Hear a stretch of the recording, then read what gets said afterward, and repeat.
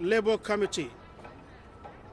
We are members of the leadership of the Fraternal Order of Police, D.C. Department of Correction Labor Committee here in the District of Columbia. We are the labor union that represent correctional officers, treatment specialists, case managers, and the frontline staff at DOC. We keep the community safe on the outside and the inmates safe on the inside. But our management is not keeping us safe. Only 3 of the executive board members are here with me this morning. 1 is ill and 1 is home with his wife, who is positive for COVID-19. That officer is awaiting his own test result as we speak.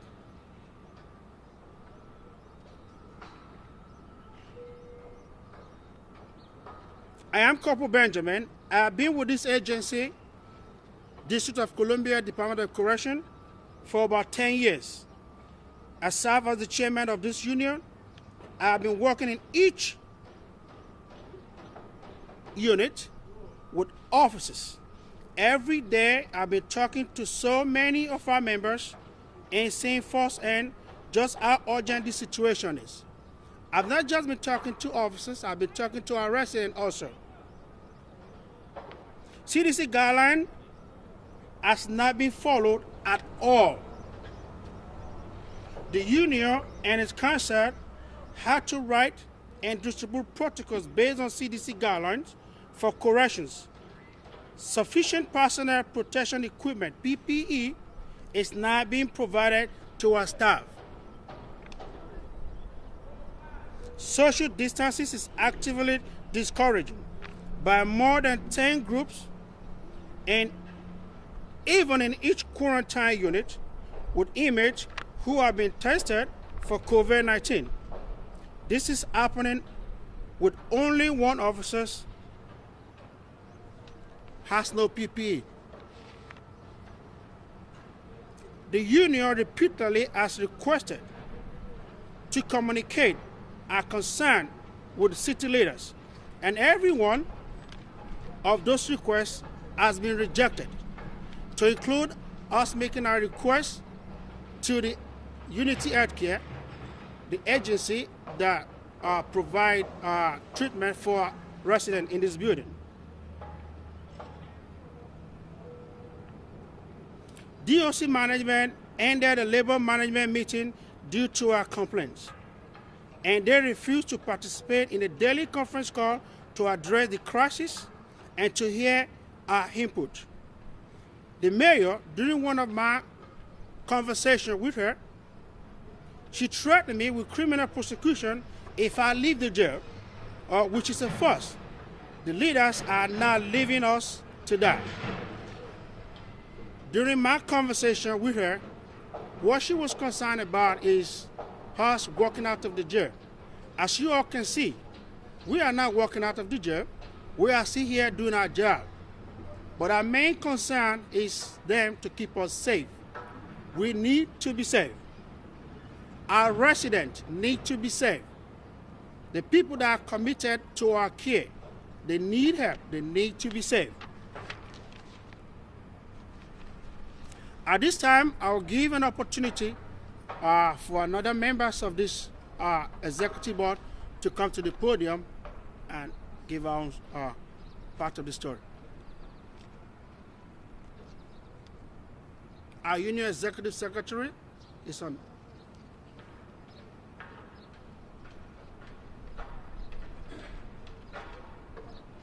Step a little bit closer there. Mm-hmm.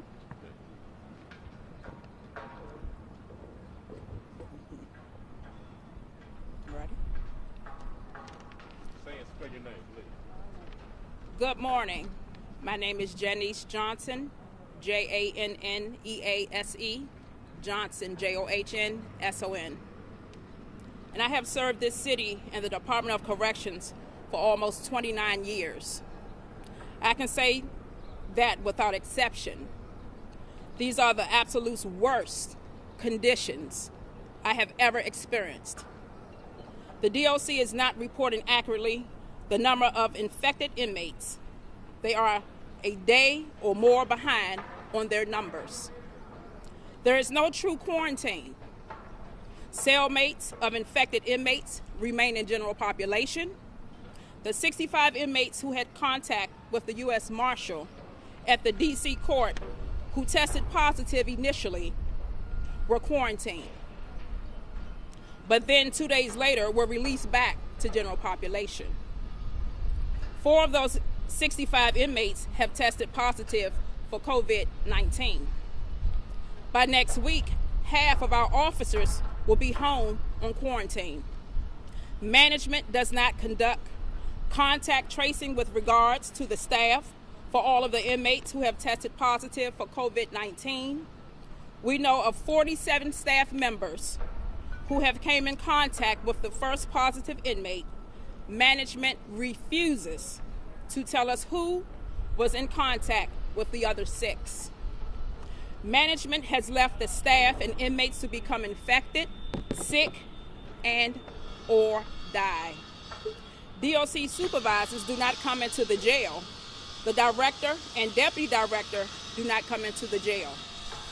Management directs cleaning staff to clean only the management areas in the facility. The administrative side of the jail is disinfected by a team every day, and these are no prisoners on that side. When a city council staff member came to visit the jail, he was in full hazmat gear. The PPE is not offered to the work staff who work there daily, not even to our members who have direct contact with inmates who test positive for COVID-19. Thank you.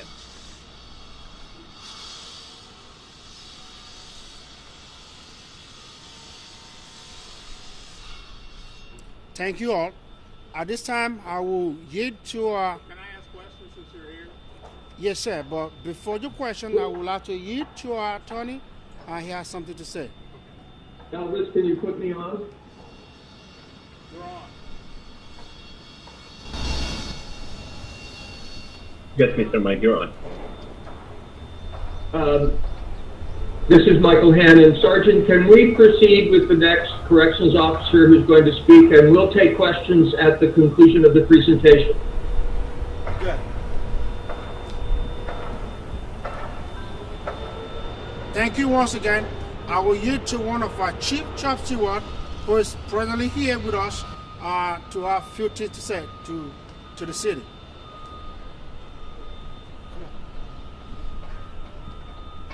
Can you say and spell your name, please, sir? So, my name is Cherno Mbalo. That's C-H-E-R-N-O. Mbalo is M-B-A-L-L-O-W. Can you spell your first name again? Cherno, that's C-H-E-R-N-O.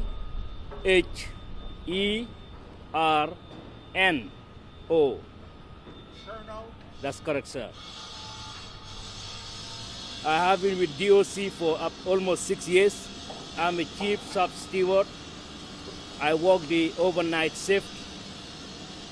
I work the auxiliary post, which includes environmental, and I help have the units ready for DOH inspection, and I'm with the COVID-19 cleaning crew. Like all of the other union leaders have said, none of our officers in those outside posts have the equipment they need. I personally see that every day. Thank you very much. Mr. Chairman, you can come back. So, you said that the mayor, you spoke with the mayor on the phone, and he threatened to have you prosecuted? Let me come again and make it more clear. One evening, the director of our agency, Mr. Christopher, gave me a call and said I should come to his office for a one-on-one talk. I think that should be a beginning of good communication between us and them, since they've not been meeting with us to have a normal labor management meeting since the beginning of this COVID-19. So I went to his office. Getting there, after exchanging the greeting, he told me Mr. Donahue the deputy mayor for public safety is going to be on the phone with us. So we're going to have a phone conversation. I said, oh, okay, that's good. So about 2 minutes, Mr. Donahue called in.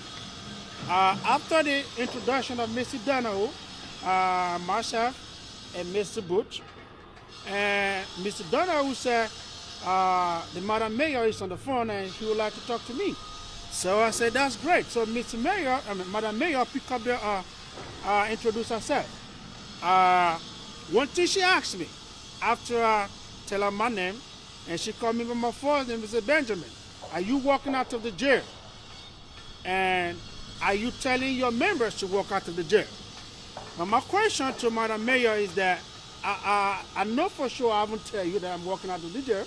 And she said, okay, because if you walk out, you know that is a crime. And you cannot walk out of the jail. If you walk out of the jail, like I'm saying, that is a crime.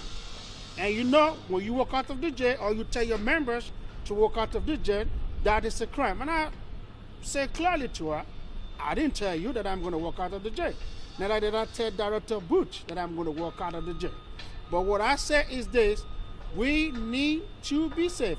Our residents need to be safe. And my members, our officers, the staff, uniform and non-uniform, need to be safe. And that was about it. Are they cleaning with disinfectant the areas of the jail where the inmates are? No. No cleaning? No. No. The area where the inmates are, let me make the comment clear. A group of individuals were hired to come to the jail to clean. These people, when they came in, they cleaned the management area and they cleaned the some of the open area where the officers and visitors gather. But as per the unit where the inmates are, only the inmates clean where they live. Well, are the inmates being given disinfectant to clean in those areas? Yes, they have been given disinfectant to clean those areas, but not to the way it's supposed to be. What do you mean?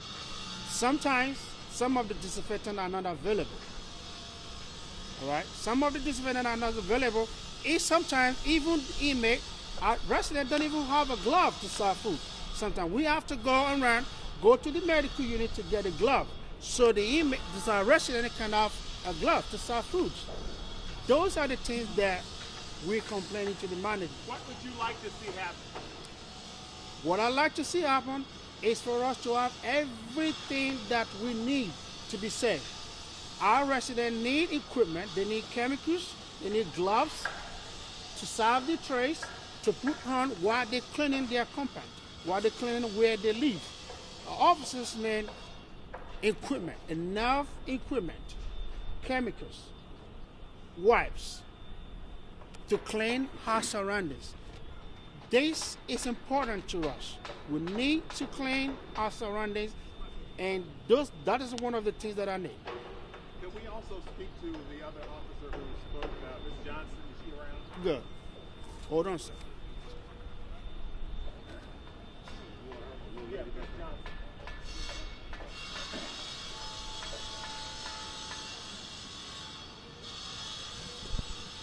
Ms. Johnson, you said that someone from the city council office came over here? Mr. Trayvon Martin came here yesterday. Trayvon Martin. He came yesterday and he was in full hazmat gear, and he posted it on his social media page on Instagram, and he stated that he was coming in here to see what was going on. He was sent over here by the director. By the director of? He just said he was sent over by the director. The director of the Department of Corrections? He didn't say, he just said director on his Instagram page. Okay, so in any event, city official came here yesterday. Yes, he did. In full hazmat gear? Full hazmat gear, a white full hazmat gear, mask, and gloves. Now the suggestion is that the director of the Department of Corrections is afraid to come over here himself. Is that the case? That seems to be the case. Why do you say that's the case? We have not seen the director in here.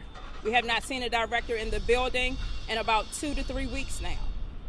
So he's staying away from here? He's staying away from DC jail and CTF. Is that unusual? That's very unusual. Normally he's over here. He's over here. The deputy director is over here on a regular basis, especially when the DOH, Department of Health Inspection, is arising in the facility. We see them on a regular basis. Now we don't see them at all. So why do you think they're not here? I don't think they're here because I don't think they want to be contaminated with the COVID-19 virus. They're afraid to come over here. They are afraid to come to the facilities. What are your thoughts about all this?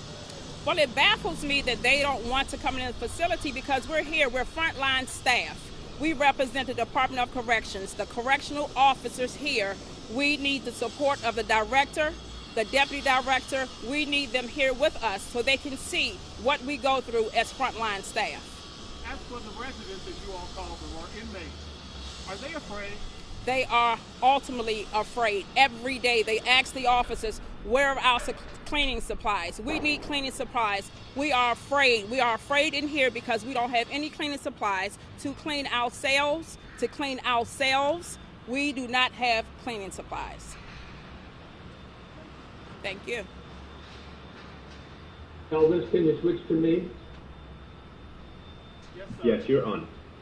So Okay. Mr. Hanlon, one question. Corporal Tucci, you can go to the speaker while I Mr. Hanlon, bring this press conference. Mr. Hanlon, Yes, one question for you.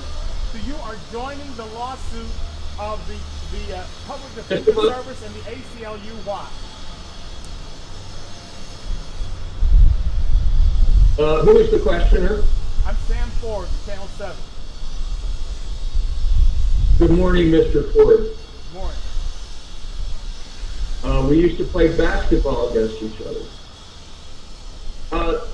The Department of Corrections Labor Committee has been investigating the activities at the jail and the requirements of the Center for Disease Control since February. Our law firm has been directed by them to do the same. In the course of that investigation, I've been in contact with criminal defense attorneys who regularly represent inmates. I've attempted to communicate with the United States Attorney's Office, where I was once an assistant U.S. attorney, with no success. I have spoken to the director of the Public Defender Service, Avis Buchanan, who was a colleague of mine many years ago, trying cases against one another in the Superior Court of the District of Columbia.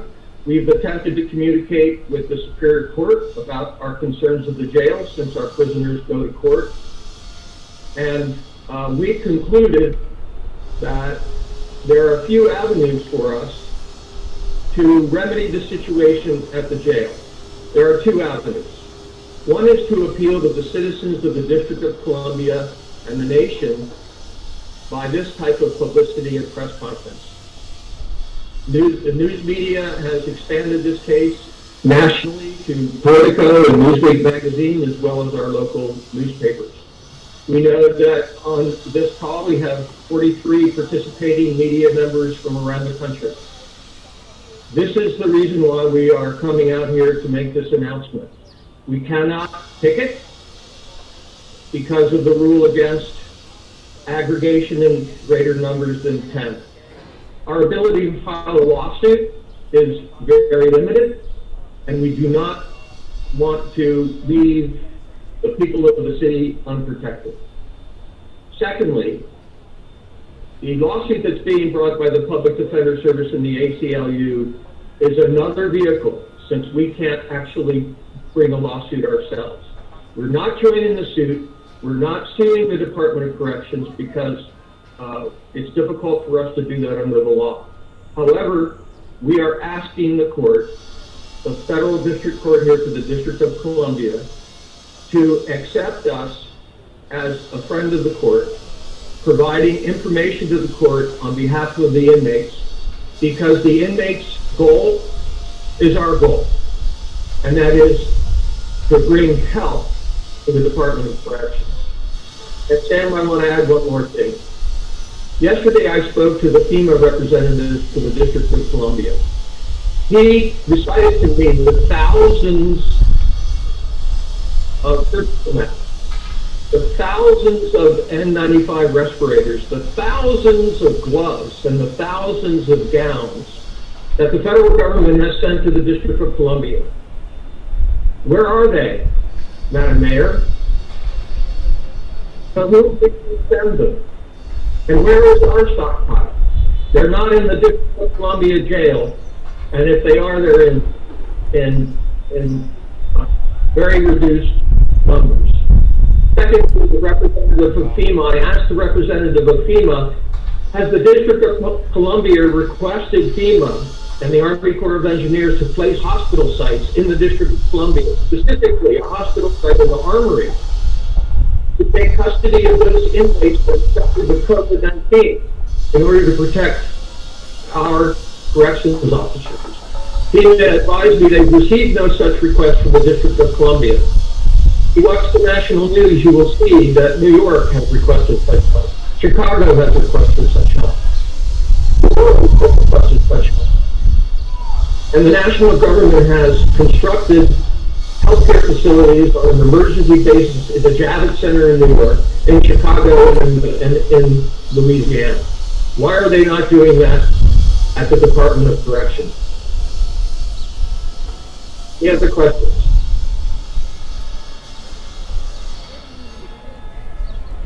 All right, Corporal, you may conclude this press conference.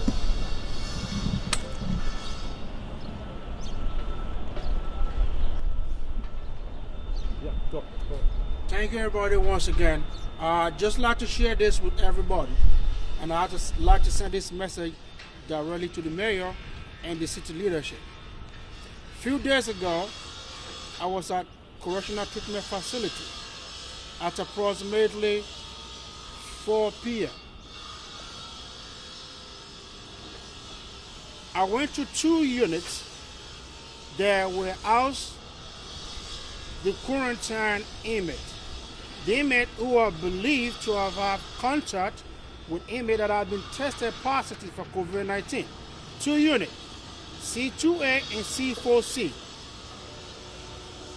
In each of these units, we have 50 inmates and we have 41 in those 2 units. Now, during my interaction with the officers, I observed that the residents in those units, even though they were told to us that they are quarantined for 14 days to make sure that they are safe, haven't been in the same unit with those inmates that are tested positive. But to my grateful surprise, our management see this resident walking around.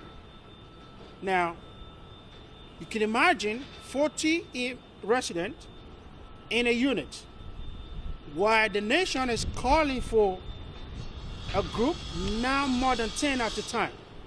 Our management still feel comfortable allowing 40 of our residents out with 1 officer in their presence, even though they are said to be out for quarantine. Now, this is serious. The numbers of our residents who have been tested for positive is increasing on a daily basis. Now, question is this: what is difficult in our management keeping this resident for 14 days, as they say to the public, so that we can know after 14 days if they are now positive, then they can come back to the general population where they belong. I also observed that the officers in that unit were not given a full gear, the PPE that he needs to protect himself. Social distancing is not being maintained by our management as they portray to the city. Personal protective equipment are not being provided to the staff members who are in that unit. We want them to be safe. If they are not safe, we are not safe either. And our family are not safe. We want the mayor and our administration to come down here or send a delegate to the jail and see how our current management or managers are running this agency. If this should continue with the way it is, by the end of April, the story here at DC jail will be different.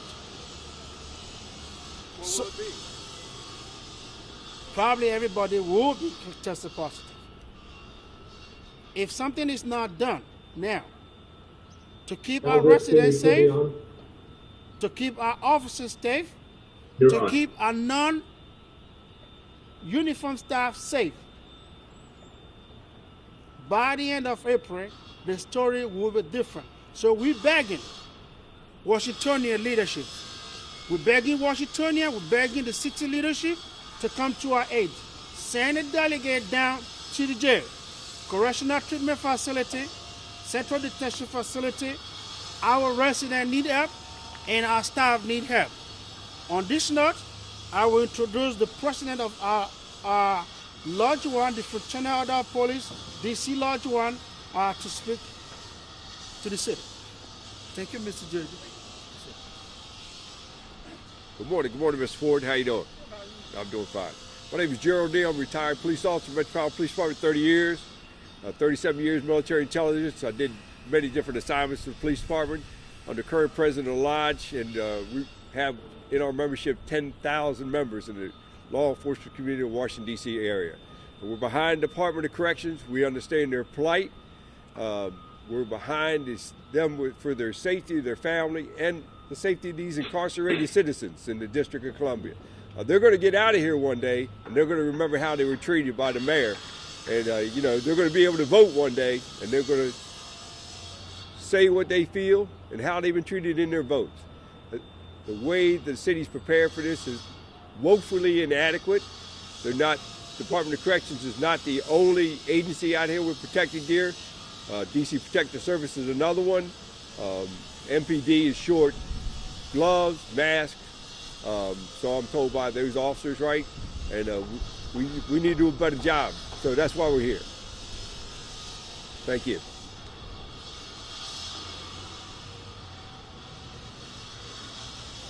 Thank you, everyone. Thank you, everybody. Once again. Mr. Mike. Yes, sir. Okay. Yesterday, while walking Is around, that conclude, sir?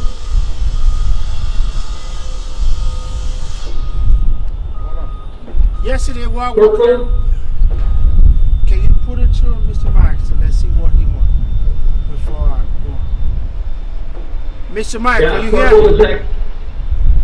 yes, does that conclude your presentation today? I'm about to round up now. Thank you very much. I want to let participants know that we've made a videotape of this conference, which will soon be made available on the internet. Thank you. That concludes the press conference. Thank you, Mr. Mike. For me to round up, yesterday while walking right here at Central Detention Facility, an email walked up to me and said, you guys need to speak for us. We are not feeling safe. So, at this time, our members are not safe. Our residents are not safe. DC jail is not safe. It has been hidden by the city.